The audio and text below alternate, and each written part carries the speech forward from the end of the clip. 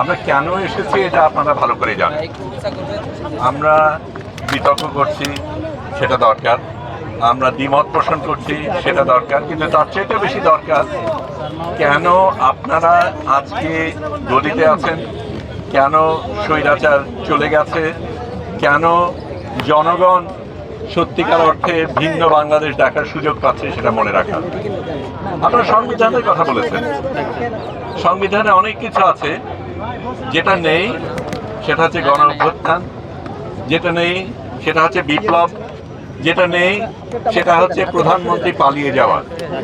সেগুলি কোনোটাই তার মধ্যে লেখা নেই, কিন্তু সেগুলিকে আমরা আলিঙ্গন করেছি, কারণ আমরা জনগণ ভিন্ন বাংলাদেশ চায়, সেটা রক্ত দিয়ে তারা প্রমাণ করেছে।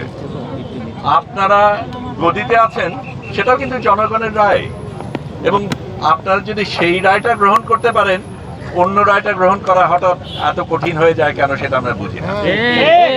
এটা নিশ্চয়ই সত্য যে যা বলা হচ্ছে তার সবকিছুর সাথে হয়তো RICL TMX, যুগের পর যুগ স্থাপনা থাকে মজবুত। আপনার মত না মিলতে পারে, আমার মত না মিলতে পারে। এখানে অনেকেই আছে যারা সম্পূর্ণভাবে পুরো জিনিসটাকে গ্রহণ নাও করতে পারে, কিন্তু সার্বিকভাবে রায় জনগণ দিয়েছে, এবং যেই রায় জনগণ দিয়েছে সেটাকে আপনার মানতে হবে। কারণ যদি সত্যিকার অর্থেই আপনি বিশ্বাস করেন জনগণ সবচাইতে উপরে, সংবিধানেরও উপরে, তাহলে জনগণের রায়কে উপেক্ষা করার আপনার আমার কারোই কোনো সুযোগ নেই।